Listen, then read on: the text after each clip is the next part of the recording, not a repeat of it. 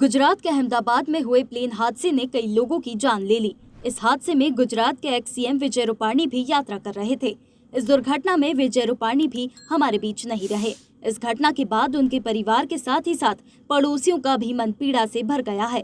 उनका कहना है कि वो उन्हें हमेशा याद रखेंगे।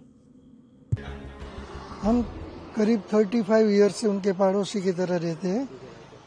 अब याद क्या, उनकी याद तो हमेशा साथ में ही रहेगी। हर प्रसंग हो, चाहे अच्छा हो या बुरा, हम साथ में ही रहते थे। आज तो मैं अच्छे प्रसंग की बात करूंगा, चाहे पतंग लगाना हो, चाहे होली का दिन हो, चाहे दिवाली हो, हम साथ में सब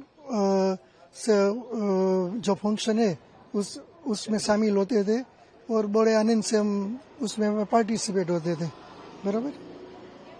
लेकिन अब वो नहीं रहे, क्या आप मानते हैं कि ऐसा हुआ है? अभी वे आपका देखो, सब लोग जो मानते हैं तो दिमाग तो भगवान हमको भी वही दिया है। It is very difficult to believe कि आज हमारे साथ नहीं है। बराबर। लेकिन उसकी यादें हैं, यादों के साथ ही जीना है।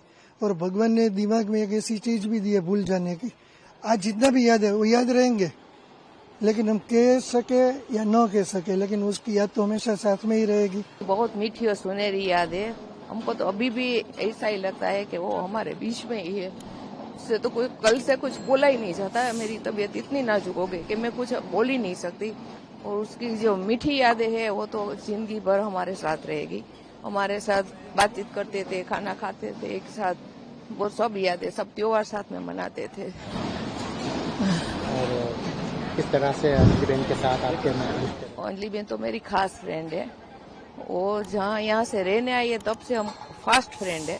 एक दूसरे का दुख सुख बांटते हैं सब। हमारा प्राइवेट जैसा कुछ नहीं, हम दोनों एक दूसरे का दुख बांटते हैं, सुख भी बांटते हैं, दुख भी बांटते हैं। जो भी मुश्किल होती है वो मेरे को बताती है, मैं उसको बताती हूँ। यकीन नहीं हो रहा है कि नहीं, यकीन ही नहीं हो रहा है कि ऐसा हो गया है।